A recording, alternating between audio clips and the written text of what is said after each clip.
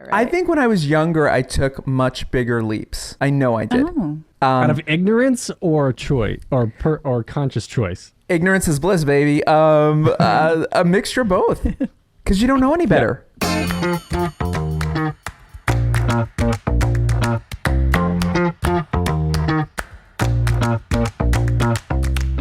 Hi, everyone. Welcome to Was It Chance, the podcast about embracing opportunity and taking intentional risk for your creative life. I'm Heather Vickery.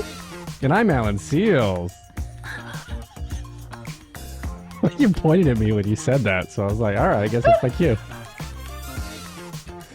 Heather and I started off as two perfect strangers. I forgot that was my next line. Who met by chance and embraced opportunity. Listen in as we chat with other successful people about the risks they've taken to put themselves on a path to creative success. Heather, who is our guest today? Yeah. You guys, we are welcoming Steve Silverman today. Steve is, and I usually write a bio for people, but Steve's bio was so good. We're just going with what he sent because it's well done, friend. You can tell you're a writer, director, and producer.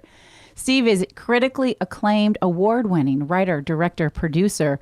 His work has been called Sly by the Los Angeles Times, which is his all-time favorite single-word review. Whew. Theater includes All About Steve. That wasn't in the bio. That was just, me. You getting excited? Okay, whatever. All right.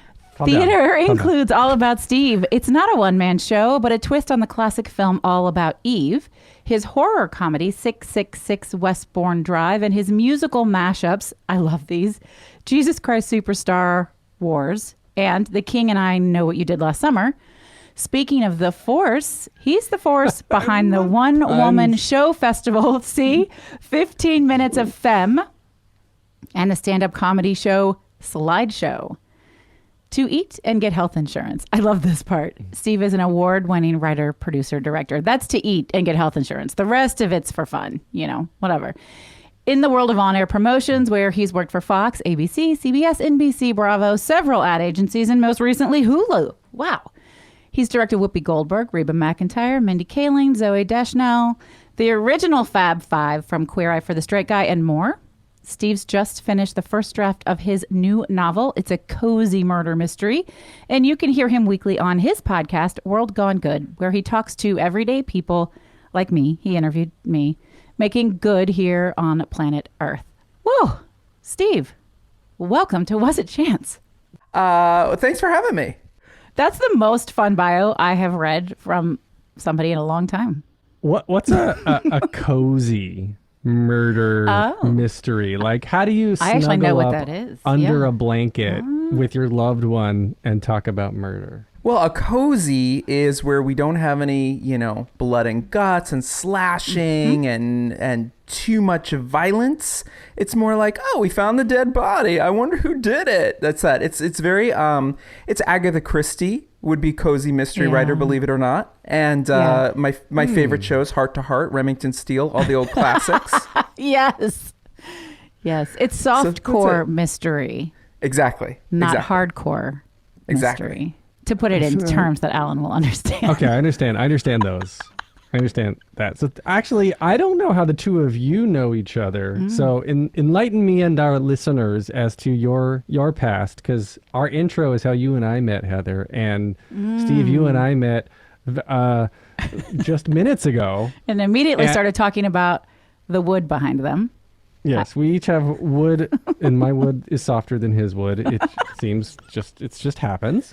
So how did you two meet? And what's your was it by chance? What is the chance that led you two together? Well, there was a murder. It was cozy. Go ahead, Steve. I think we met on Twitter, and I think actually, if I remember right, you responded to a chain of tweets from my really good friend, true friend, Faith Saley from CBS Sunday Morning, if I remember right, or something like, I could have sworn it was her. And then we started talking, and then I followed you, I checked you out, and we were liking each other's things back and forth, and I just appreciated that you had really good days like me, and then you have other days there on Heather where you're just like, the world has come to an end, I hate everyone. I'm like, oh my God, we're the same person. It's true.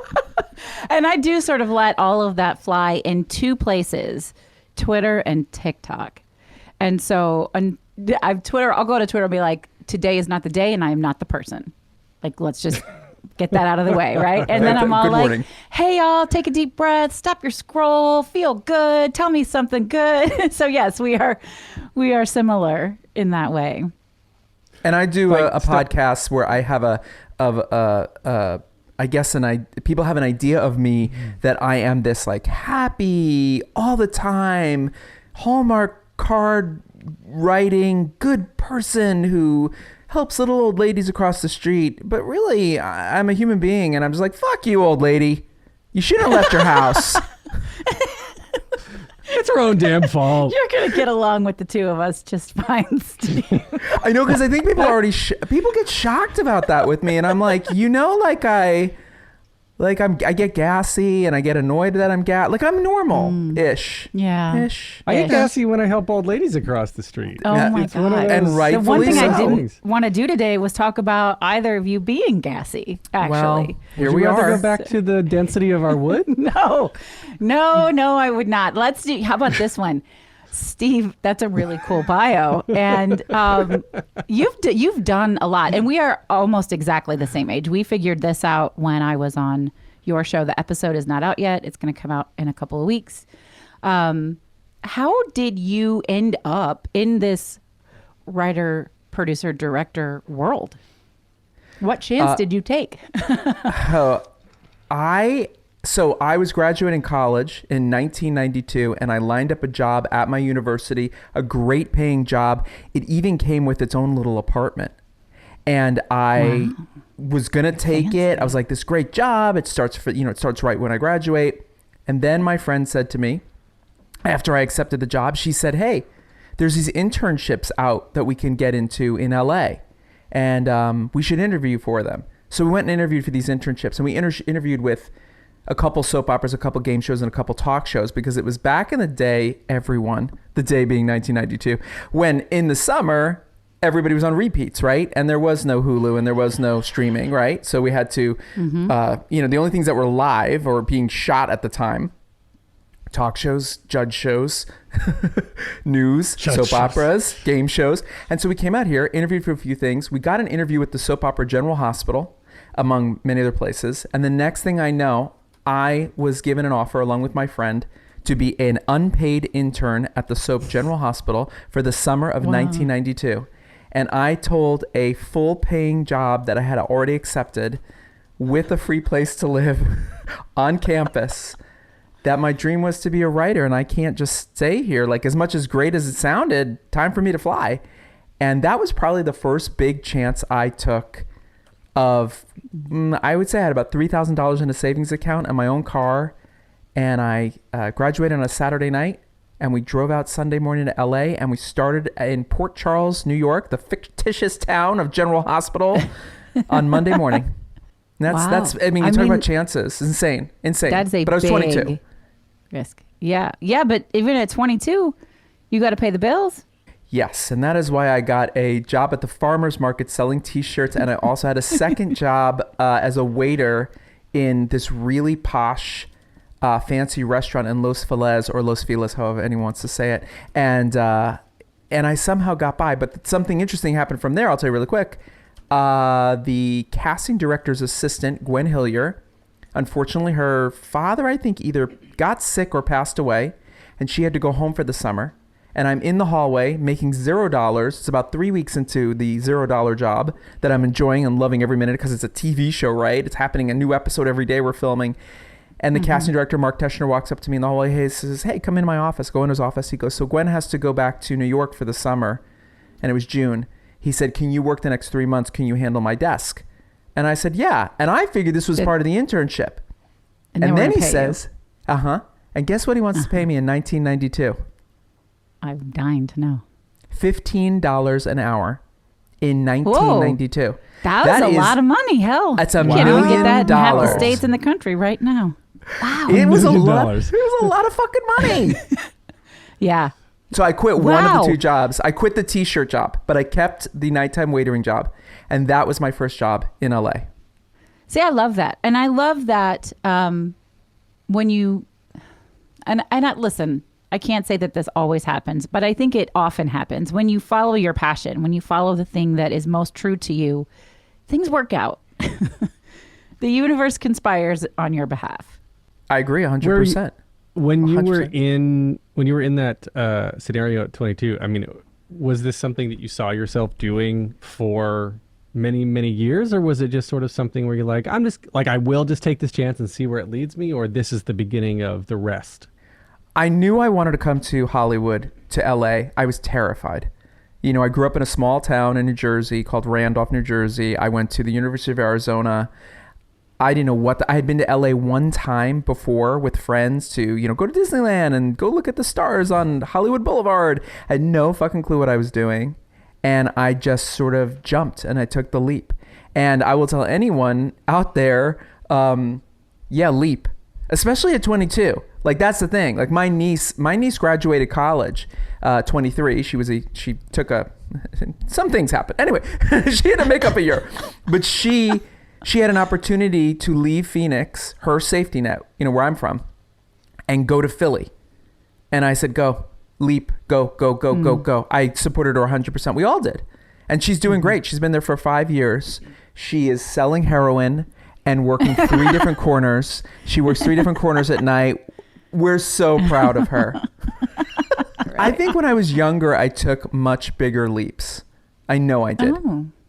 Out of ignorance or choice or conscious choice? Ignorance is bliss, baby. A mixture of both. Because you don't know any better. I've heard stories so many times of people saying, if I'd known how hard it was going to be, I would have never done it, right? And then but the same people are also saying, if you don't get outside your comfort zone, if you don't feel uncomfortable, you're not growing. Exactly. 100%. Exactly.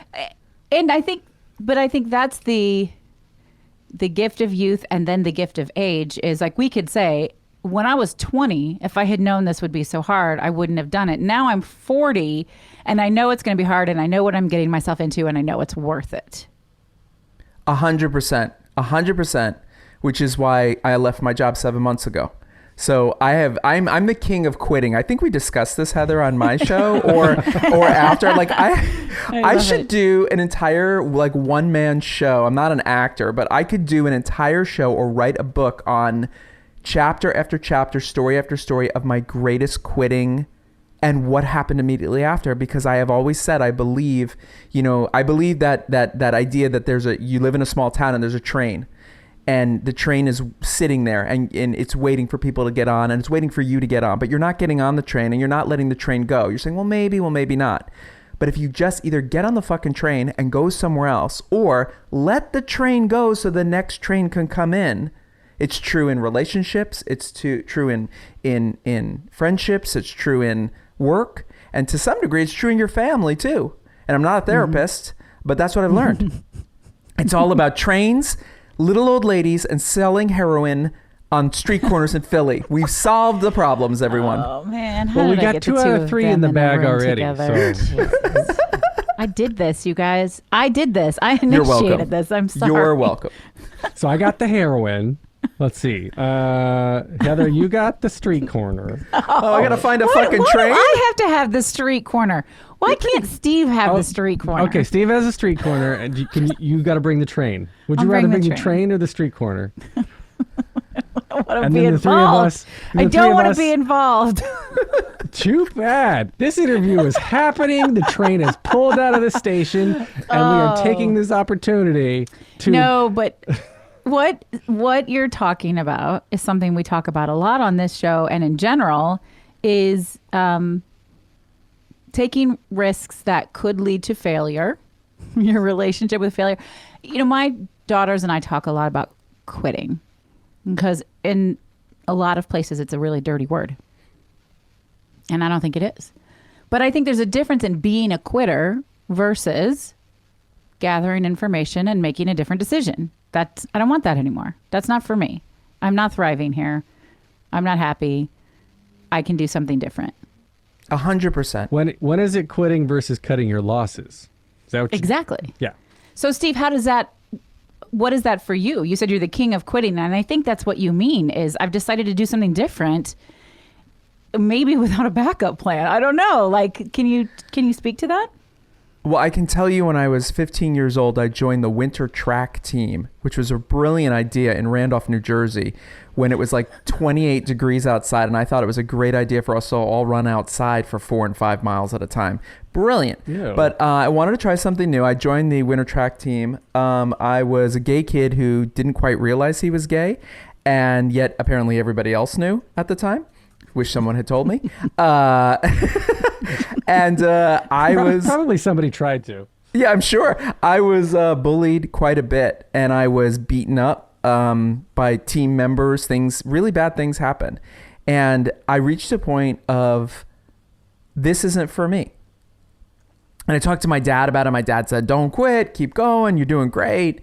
And I just said, I can't do it anymore. So I went into the coach, and I'll never forget this because I gave back my winter track, sweats and, giant hat and boots and everything. I think straight people call that a uniform. Thank you. A uniform. My costume, if you will. The costume they gave me. And the coach said to me only one thing.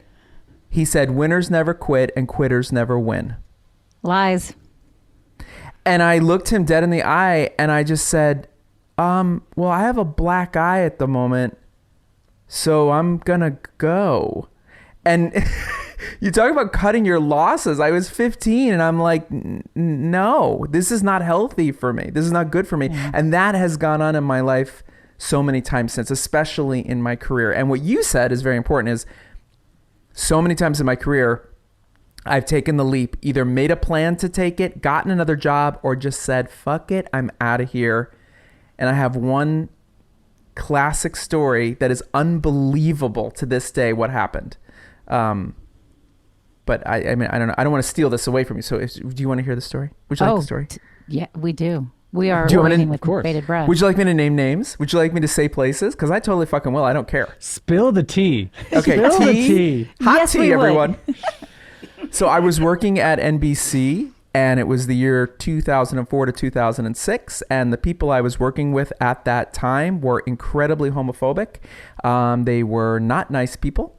I was not like flaming homosexual, but I was the guy who had just come from doing Queer Eye for the Straight Guy on Bravo. So do the math, everybody. Do that new math as the kids do. I tried for number line. Yeah, I tried for 2 years to make that job work. And they bullied me like you would not believe. And they did things to me that were just unheard of. And I put up with it. And I reached the day because this was the NBC team. This is the team you wanted to be on. Everyone is the big network, right? And I just said, no more for me. And I wound up resigning. I gave my 2 weeks notice. They walked in and said, you can leave right now. They escorted me out with a security guard. I was thrilled. They took me to human resources. And because I had given the 2 weeks notice, everyone, they had to pay me those extra 2 weeks. I was like, yes, I got the 2 weeks. Didn't know this. Got my vacation pay, the 2 weeks they already owed me. And then they paid me sick pay. I was like, this is the greatest thing that's ever happened. I didn't know I got my sick pay. Fantastic. And I'm not being bullied. Yeah. I'm not being bullied. We're going to take a quick break. Stay tuned for more of the episode. And now we're back. So I head to my car with the security guard, who says, very nice guy. He says, I'll meet you at the gate. I go, get in the car. I'll drive you over. So I drive him over to the gate. He gets out, take my badge, flash the badge. The gate opens. I hand him my badge, fist bump. I drive out. The gate has not closed behind me. I'm waiting on the driveway for traffic to let me make a right turn. And my phone rings. And I look down and it says ABC Scott. And it is my friend from ABC Daytime, Scott. And I answer, I go, hello. And he goes, who do you know who could jump in right now on all my children for us for the rest of the summer? And I said, I'll do it. I go, I'll do it. And he goes, okay, you have a job and I can't afford you. And I go, I don't have a job as of 30 seconds ago, and you can afford me. And he said, where are you? And I said, I'm leaving. Literally, I just quit. I gave my notice. They asked me to leave. I turned the blinker so you can tell I'm from New York because I said blinker, everyone. I turned the blinker. I hit the blinker, the turn signal, from right to left, and I go over to ABC. He takes me to lunch. And at the end of lunch, he walks me into this woman named Valerie's office, and Valerie hires me right there on the spot. And I say to them, it was a Monday, I'll start next Monday. I kind of need the week off. And they said, okay. Yes. And I took that. But here's the thing. I had not even let the gate close behind me before the next thing presented itself. And would that call have already come through anyway? And would I have been in my office, miserable, being bullied, and told Scott, oh, I'm sorry, I can't do it because I like being bullied? Because that's how I talked. I don't know, that's my professional voice. I'm sorry. Sorry, everybody. I'm sorry. But I will that is never a cool forget story. it. And it's true. It is 100% true. And while I won't name names, I name the good people, Scott and Val over at ABC. I won't name the NBC people. They're long gone. But And they're probably still assholes, wherever they are. Perhaps so. But I'll never forget that. That is the leap that defied human logic. So where, I guess, the job that you're there, I guess the role that you're filling going from company to company, is it the same thing every time, or does it like slightly, you build new skills, it slightly evolves, then you leave that one, and then or are you just, is it like a snowball rolling down a hill, or is it a boulder bouncing off of other boulders? It started as a snowball, then I became a boulder bouncing off of other boulders. I had a very wonderful man, David Zachariah, a good friend of mine, a mentor to me, who took a chance on me in 1998. I had no background in what's called on-air promotions marketing, zero. But what he said to me is he took me to lunch and he said, I can teach you how to produce. I can teach you how to fill out forms. I can teach you how to select music. I can teach you how to license things. I can teach you how to put a graphic request in. These are all the things I do, right? He said, what I can't teach you is how to write, and you, sir, can write. And that was all based on, he read a sample of my writing that a friend of mine had seen a play of mine up. And she had me send a few pages to him. Hilariously, David, if you're listening, I love you dearly. Hilariously, I sent him 10 pages, and he actually said, because he's such a TV exec, I only read the first 2 pages. And I'm like, right, because the other... Because you didn't have 3 more minutes to read the other 8. No, but I don't know. But I was so grateful. And he said to me at the time, he said he was at the then WB network. Remember them? Buffy the Vampire Slayer, Dawson's Creek. Yeah, yeah. Yeah, this is 19... little frog. Mm-hmm. The Fab on the Frog. Frog mascot, yeah. Mm-hmm. Feb on the Frog. That's what we used to call it for February. And Fresh from the Frog, Michigan J. And he said to me, he stepped over from NBC, inherited a great staff of producers, but he didn't have a strong writer. And he said, I need a writer like you. And that's where it started for me. And then from there, once you learn all the skills, you can take them anywhere. And that's what I did. That's insanely cool, because you're just, instead of jumping off of one platform to another, you're stair-stepping up to the next thing. Yeah. And that's incredibly smart. And I guess, I was going to say, it's incredibly fortuitous that it's happened that way, but in the concept of this podcast, how were you going through knowing that you needed to take another step up? Other than the NBC story you told, that was an obvious exit. You got to get out of there. But for the rest of these, you're jumping from Fox to ABC to CBS and Bravo and other ad agencies, Hulu. And now most recently Hulu. And he's directed Whoopi Goldberg. Oh, I'm reading the bio again. There you go again. There you go. Yeah. So going from step to step, how do you decide when it's time to step again? Sometimes I didn't have a choice because I was only hired as a freelancer, and sometimes it was a month-to-month thing where they'd be like, okay, we're going to pick you up for another month, or we're going to pick you up for another month. At the WB, they could only keep us for up to 11 months, and then we had to take 1 to 3 months off because of the California state rules, because otherwise they would have had to hire us and give us full benefits, because you can't keep a freelancer going that long. See, it's a whole legal thing, right? Mm-hmm. Yeah, it did. Oh, that sucks. And it didn't play in their favor one time because they let me go. And CBS, again, the world works in really weird ways. I sent my blind reels out on VHS, everybody. VCRs. Right. And this man named Ron called me from CBS, and he said, hey, we'd like to pick you up for a bit to freelance for us. I said, great. And he said, what's your day rate?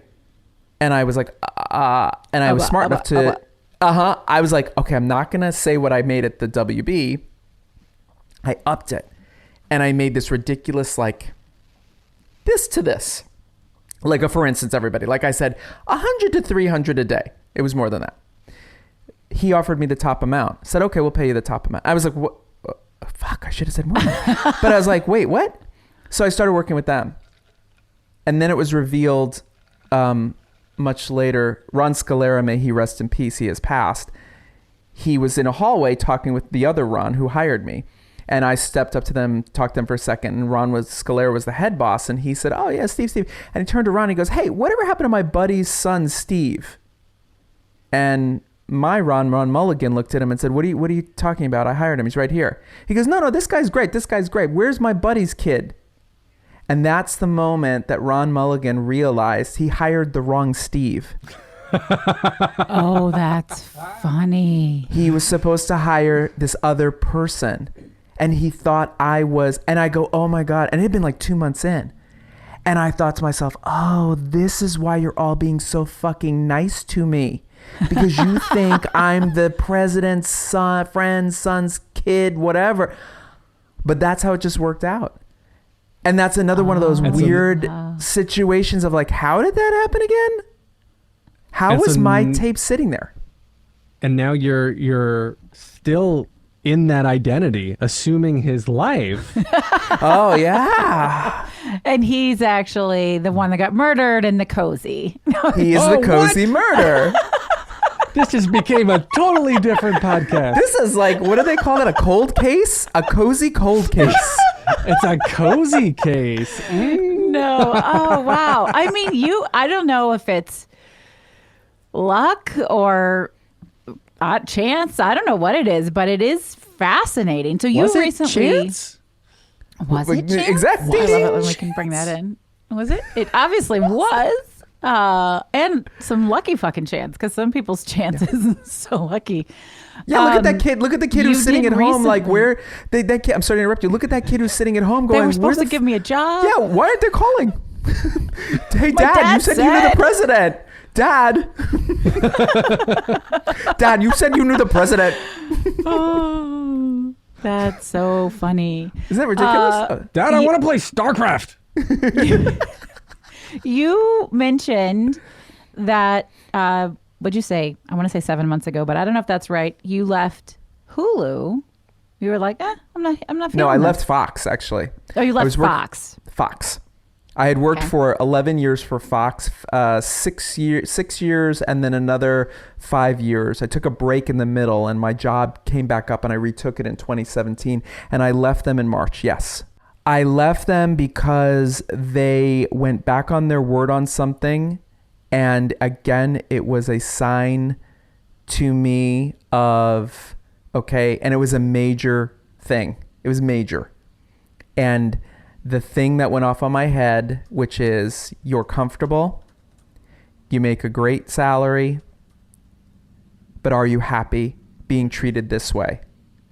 And if I had just said, oh, that's okay, and agreed with it, then I am not the person that I am. And I'm not, as I like to say sometimes, the son of Jay Silverman, may he rest in peace, because that is a giant fuck no. And it is too huge what they pulled. And they know it, and I know it, and we parted ways. And that was that. And I walked. I understand. I've been there. The last time that happened to me, I will not stand either for my M&Ms not being separated by color like they promised. I am all about that, and I get it. It's in your artist agreement. Right. Writer, director, and producer.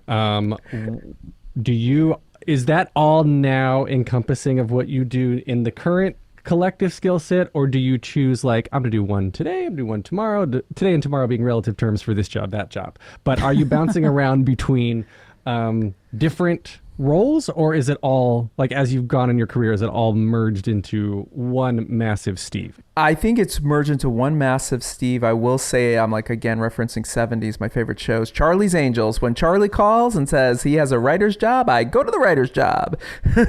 Whatever it is. The easiest comfort zone for me, maybe not easiest, but my favorite place is the writing. That's my favorite. And I just, the lovely group who I left 7 months ago called me a month and a half ago needing a rescue on something. I'm not bragging. They couldn't figure it out.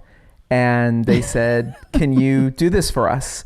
And it's not the people who did what they did. It's my direct friend who was the person I used to work for, who I adore. And I said, sure. And that's where I'm happiest and I'm most comfortable. But to me, and I say this all the time, for what I do and what I've always done, whether it's plays or web series or podcasts or promo marketing, whatever it is, it starts on the page. You have to start with a concept, a written down concept. And that's what just happened with them. They were off to shoot something in jolly old England and didn't have a concept? They had a concept, but they didn't have the script. No script. And so they sent me the concept and I know that's ridiculous. They asked me to script it, but don't be fooled. I have worked for many a company that have zero concepts, schedule a shoot day, and have told me go direct the shoot, and I go, okay, what are we shooting? What's happening? What are we doing? And they'll tell me, oh, get a bunch of beauty shots of the cast, and we'll figure it out backwards. Isn't that what doesn't Shonda Rhimes do it that way? Isn't that how? I don't care if she does, then it's perfect because Shonda Rhimes is fucking perfect. Are you kidding me? Holy shit. That woman has all my love. Wow. She is incredible. She is? Well, now I'm jealous because you promised me something. Oh boy. You're my podcast husband. She didn't give you separated M&Ms. She does not in love with you anymore. I know. Listen, it's time for you to quit. Time for me to. Does she really do that? I have to research that now. I'm like a separate M&Ms. No, that was deep. No. I think it's like a what is it? An urban myth about Aerosmith or Rolling Stones or somebody. Part of their writer was that they want. Their Skittles separated by color. Mariah Carey did it. It was a rock star. I want to Really? say she probably did, but I want to say like Dave Grohl or somebody. So here's the reason I know that. This is funny, and maybe it's funny. When my oldest daughter turned 7, now I was an professional event planner back in those days, and I had my ex-spouse's income, which was really helpful. I used to throw really big fucking birthday parties for my kids. So we rented out a nightclub, and we had for a 7-year-old. Yeah, it was a daytime party. It wasn't at night. And we had Olivia's rock and roll birthday bash, right? So we did it all. I brought in, you guys probably do not know who Ralph Covert from Ralph's World is, but he's a very popular children's musician. We brought him in to sing, and we deconstructed all of the goodie bags so it looked like a merch counter, and there was an open bar for the parents, and she had her own logo, and we had jewelry and T-shirts and bags, and it was really fun. But we had writers on the wall, and she still has it hanging on her bedroom wall. The artist requires only, red and yellow peppers, no green peppers allowed on the premises. Like, we took all of that from one of these star writers, and I want to say maybe it was Pearl Jam. No green peppers. It was M&M's. You're right, it was M&M's. But we just did it just to be fun and silly. And yeah, it was cool. I can throw a mean fucking party. The Red Hot Chili Peppers say no M&Ms, only peppers. But wait, peppers. do you know that a red pepper, a yellow pepper, and a green pepper are all the same peppers? Did you know that? Yes, but do you know that they really don't taste the same? Because if you taste a green pepper, and then the yellow, orange, or red, they taste different. Yes, but a green pepper is just not ready. A yellow is middle. And then a red is ready and an orange are ready to go. I never knew that. I thought they were fucking 3 different things. Yeah. We grow them in our garden. Oh, I have a composter. In the suburbs of Chicago. Come over. Bring your used food over, and then he'll compost. Yeah, bring your shit over. Come on, we'll put it in the composter. We're gonna have a Come on, I'll just pop on over. We'll just walk on over as soon as we're done here. Yeah, it's good. You know what I loved about the story you just told is that your way you told about Ralph, because we talk about cozy murders. I just was thinking and then we kidnapped him and we forced him to perform it for my daughter on her birthday. We did not. We paid him good know. money. Going back to stories, Steve, you never told the part where the security guard got out of your car, so I figure the security guard went with you to ABC. He's still in it. Or is still in your car. He's still there. It's 18 years later. I know. I was waiting for and the security guard got out, but no, that never came. So I go to Trader Joe's and every now and then I'll get him like a power bar and be like, "Just you're fine. I cracked the window." You're like, thank you, Steve. Thank you. I appreciate it. And why did Steve, you turn I into want to know Elvis? about the musical mashups because the names. I even heard Alan giggle as I read them out loud. Those are fun. Can you tell us what led to those and? Are you going to do more? I mean, come on, Jesus Christ, Super Star Wars. And does Tim Rice ever know about this? Because we know Tim Rice.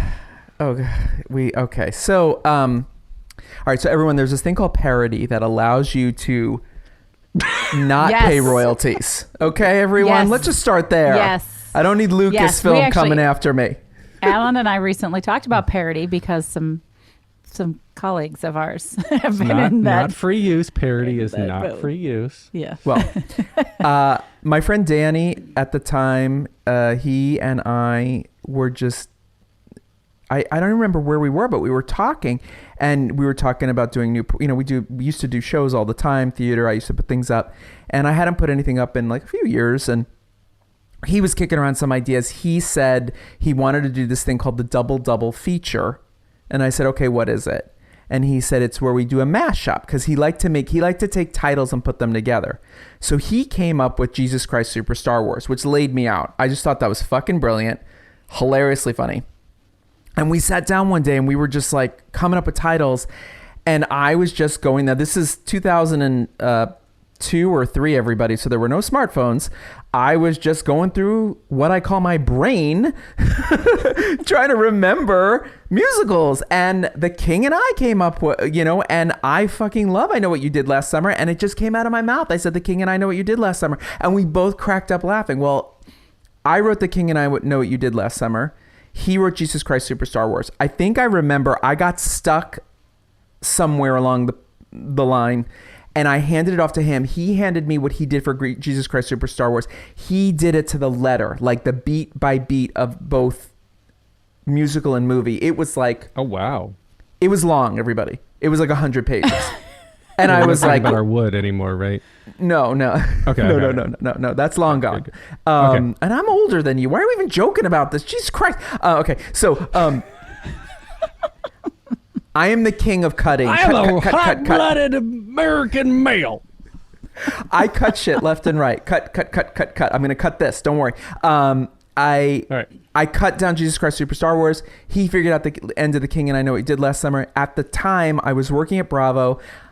Bravo and Days of Our Lives, the soap opera, we shared the same parking lot. My parking space was directly next to an actress named Judy Evans, who is still on the show. She used to get out of her car with her dog. She'd bring her fucking dog to work for her dressing room. And this dog jumped all over me. I fucking loved her dog. So we'd walk in together almost every morning because she got in around the same time I did. And I just hit her up one day and I said, hey, will you read this? I literally handed her like the paper printed out version of The King I Know What You Did Last Summer. She read it and 2 days later said, I want to be in that. And we just started casting it and we did it. We put it up. It was a success. It wasn't that big of a success, everybody, because it's little theater's tough. And I will say, as I always say, opening night, closing night, sold out. The rest of it, meh. We had a great time. It was really silly and really insane. And I think my favorite part that I wrote in The King and I Know What You Did Last Summer, because it was so non sequitur, is Anna is meeting the children and 3 kids come out and they stomp out and they announce their names and we made a little song for them. And she's like, oh my gosh, there's just so many of them. I've lost count. And one of the other characters just turns around and goes, there's 3 of them. And I don't know why that made me laugh, but it like the audience exploded every night. Like there's 3 of them. So yeah, that was The King and I Know What You Did Last Summer. There is no plans to risk being sued again, but I am putting. You enjoyed that, Heather? Wow. No, It made me laugh, and then I snorted loud, and then Just dumb. It's dumb comedy. Alan started laughing, and oh, sorry. Oh, it's been a long week. It is dumb. It is funny. I actually love The King and I, so I get the joke. I don't know. Maybe that's why. We're going to take a quick break. Stay tuned for more of the episode. And now we're back. Well, in The King and I Know What You Did Last Summer, which was really fun, she invites her 3 best friends. It's Annie from Annie, Maria from The Sound of Music, and Grizabella from Cats over. Cats. They do a bunch of drugs. They get in a car. We played Get Out of My Dreams, Get Into My Car by Billy Ocean.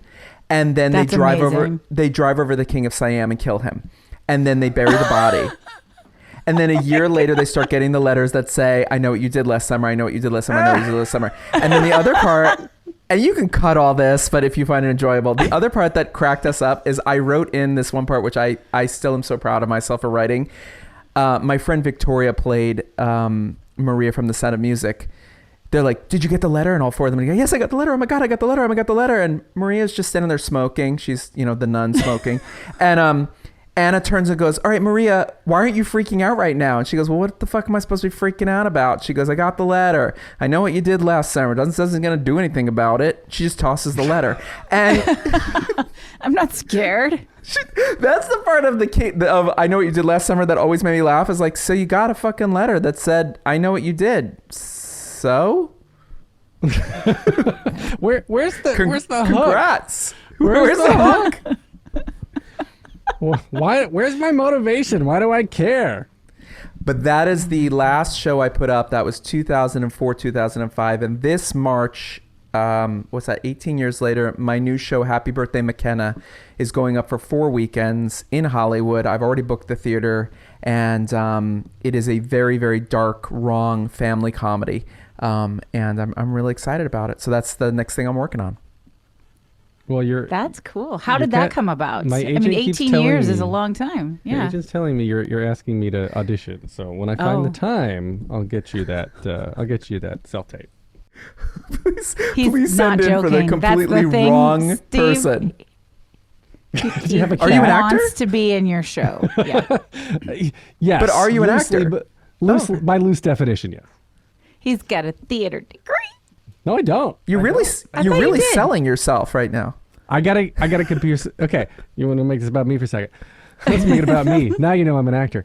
I have a theater degree. Maybe I should audition. I got a computer science degree and fell back because on it during the writer's strike in 2007, which maybe you remember, Steve. So I was acting professionally in musical theater, moved to New York, and there was nothing to audition for because it was November of 2007, and I've been in New York now coming up on 15 years and have never acted in New York because I've been doing computer-ish things ever since, getting into all the entertainment along with it. So there you go. There's my very long story. But he really wants to be in a show, so yeah, like so bad. he would really like to be in yours. If I'm doing my authentic self, then I got to call in a favor here and get in somebody's show. Well, my show's in Hollywood, California. How are you going to handle that if we cast you? Well, I can. What about I those can- kids and that day job? They'll be fine.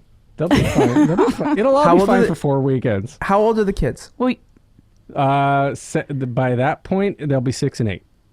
Oh, you just leave a pound of chopped meat in the middle of the kitchen on the floor. Yeah. They'll be fine. They'll be fine. They'll be What could fine. possibly go wrong? I just a pound of chopped meat and some Pokemon cards, and they'll entertain themselves for days.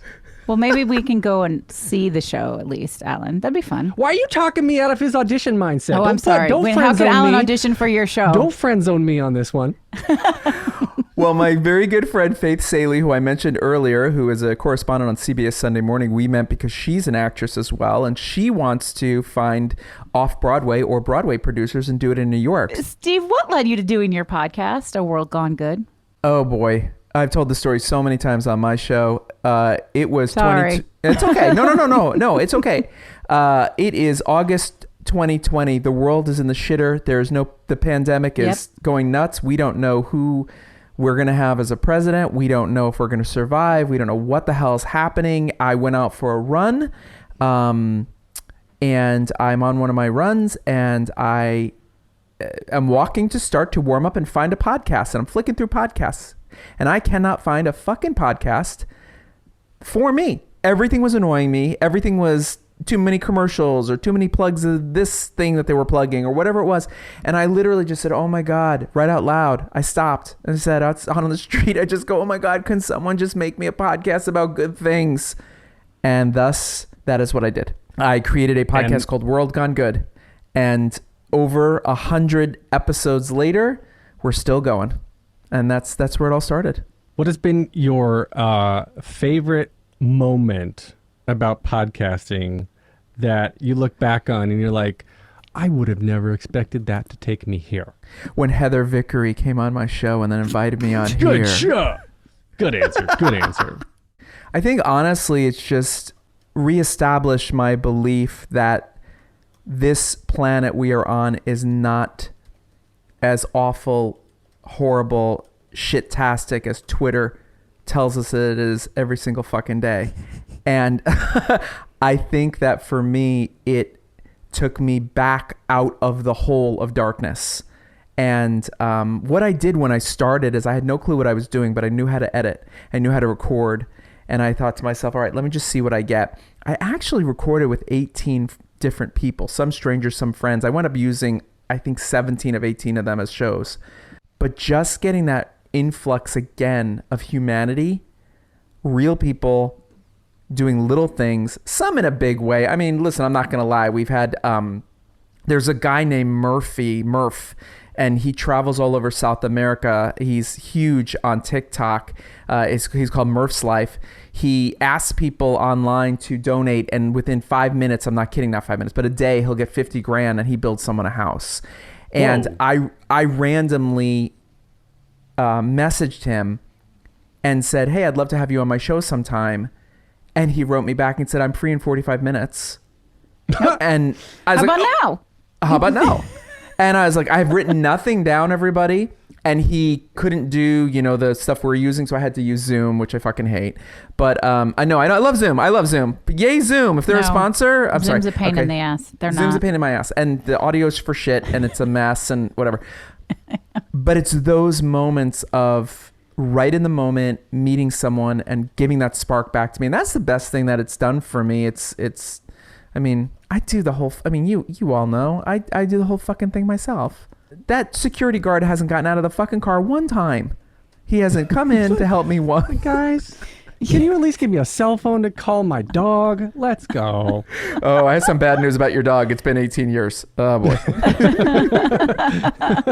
All right. There's one more question here that we like to ask wrapping up our wonderful episodes. What is, looking back at your career and so much of it, what's one thing that you perceived as a failure at the time that you now realize was a chance for doing something really great? So I'm 22 years old and I am the intern at General Hospital. And sometimes I had to work late because there was a lovely woman named Joan, loved her to death. She was the receptionist and she left right at 5 o'clock. And then a different intern had to take over from like 5 to 8 and answer the phones in case anything came through from the networks, right? But you also had to get dinner delivered to the producers. So I had the dinner order, put it in, dinner arrives, and I walk it down. It's like 7:45, whatever. It's like 7:45 at night. Who cares? I walk into Wendy Rich's office. She is the executive producer of the show. And I put her dinner down and I ask her if she needs anything else. And she goes, no, I'm good. And she's working on her computer. And I start to leave and she goes, hey. And I turn around and she goes, what is your name again? And I said, Steve. And she nods at me and she goes, Steve, what is it? What are you? What are you? What do you do? And I get this big, bold, like, okay, this is it, everybody. This is my moment. And I say, I'm a writer. And she says, really? What have you written? And I say, because I hadn't written a goddamn thing. And she just looks at me and opens her dinner, takes a bite of her dinner and goes, go home and write, Steve.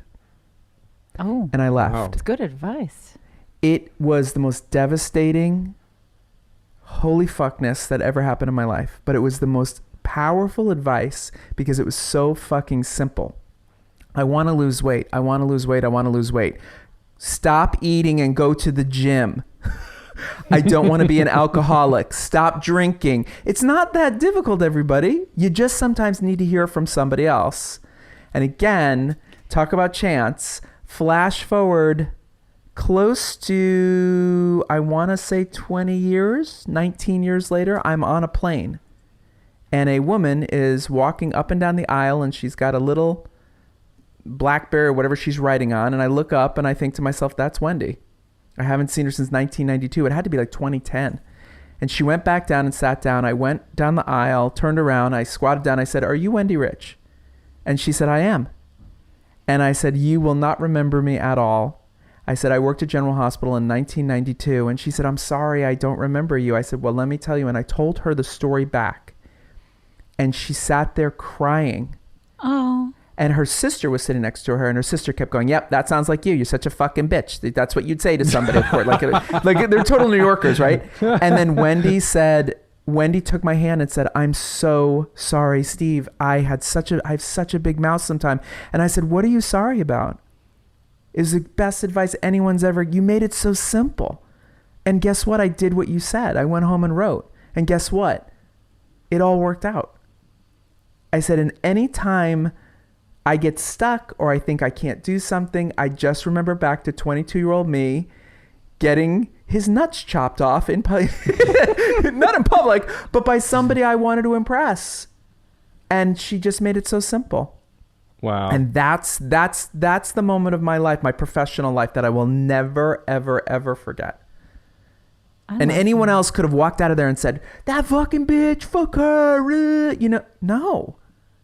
It was the best moment of my life. That's so great. cool. Yeah, I love that. And so that's a really great segue into how do people connect with you? How can they get your little cozy murder book when it comes out? If they want to, find you on TikTok and you're on Instagram and how can people find you and follow you and read all the amazing things you write and come see your play and all that good stuff? Well, we just got the website hbmplay.com. It stands for Happy Birthday McKenna. That's the name of the show. HBM, I don't think anything happens when you go there right now because we haven't put jack shit up on it, but it will be sometime, soon. You can find us, my podcast, at worldgonegoodpodcast.com. Everything's right there wherever you listen to podcasts. World Gone Good. On Instagram, we're at World Gone Good Podcast. But yeah, come join us. Come have some fun with us. And my book, I don't know. Look for me on Good Morning America. I don't fucking know. We'll see. I'm putting that out there. When is the book supposed to come out? I'm hoping it'll come out 6 months, maybe 6 months. I'm going to go down the whole publishing route, try to find myself a lit agent. And I used to have one. And, I mean, you got more connections than most people do, so go get it. Yo, that agent is lit. Ooh, and with that, folks, we're going to say thanks so much, Steve. This was fun. I laughed so hard I snorted, so it's been a good day. Thank you so much for having me, putting up with me. Thank you. It was a lot of fun. Thank you. You guys go and follow Steve. Listen to World Gone Good. It's a lot of fun. You'll feel good when it's over. So thanks. Bye, Steve. Thanks, everybody. Steve. Alan. I can't believe we didn't bring that old gopher meme into our conversation. It didn't occur to me until now. I don't even know what you're talking about. Really? It's a gopher that pops its head up and it's making its noise like and then someone has dubbed over Alan like, and then he's like, oh, Alan's not here. Steve. Anyway, nope. I'm gonna insert it right now. Alan.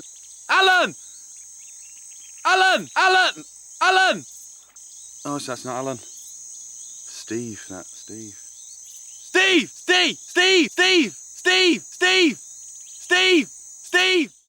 And we're back. You never know what you're going to get with your new episode of Was It Chance, folks. You never know. It could be Heather snorting. It could be random gophers. It could be anything. Steve is a really funny guy. I love that he is all about, like, he's writing now, he's podcasting, he's putting himself out there, and his whole career is based on creating for others, and now he's doing it for himself. So it's this nice shift that I think at our old age of 25 that of course we need to see ourselves doing, right? You know what? It feels to me like if you're going to be in this line of work, in this line of creative work, he's in this beautiful sweet spot of having the ability to do these things that he loves and then just jet on over and save the day on this or that show. Pop in for a month or two and write something and add to that IMDb resume and then go back to your cozy little room or murder novel. What's cool about this is that it kind of exposes how shows get made, in that there's writers literally who are hired just for one episode or multiple, like an episode arc. He'll come in, swoop in for 1 to 2 months, save the show. You put in air quotes of like, ratings are down a little bit. I guess we need some more. And so write in like this crazy story arc that then brings it all back and then moves on to the next one. It's kind of like the mercenary writers of Hollywood. Yeah, it was fun. And I think it'd be really fun if his play, Happy Birthday McKenna, comes to New York and you guys get to collaborate. Fuck yeah. That's right? it. That's going to happen. Make some shit happen. Chance? It was in chance. It was chance. kismet. It was chance. Kismet. That's the subtitle of this podcast. It was kismet. It was kismet. We have a good time. That's all I know. Yes.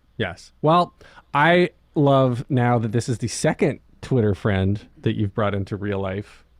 So I'm gonna need to learn from this and just start liking people's random tweets, and then I guess in return start tweeting. Yeah, I mean, you got to start conversation, right? Like we started real conversation and we follow each other's stuff, and then the next thing you know, you kind of feel a camaraderie and you go, well, hey, let's do something together. Let's connect outside of this little bird box, and you never know what's going to happen. Folks, if you like listening to Was It Chance, we have a couple of requests. First is tell us that you like it. Go onto your favorite podcast app, subscribe, follow, like, rate, review, do all that stuff. It helps other people find us, and it just warms our tiny little hearts and makes us feel happy. So please do that. You can find us on Instagram at Was It Chance. You can email us at wasitchancepodcast@gmail.com. And of course, find us on the web at wasitchance.com. We really do want to hear from you. We'd love to know what chance you're taking. What kind of intentional risk are you embracing for your creative life, your happiness, and your success? You've been listening to Was It Chance, about embracing intentional risk for your creative life. I'm Heather Vickery. And I'm Alan Seal. We'll talk to you soon. Bye. Adios.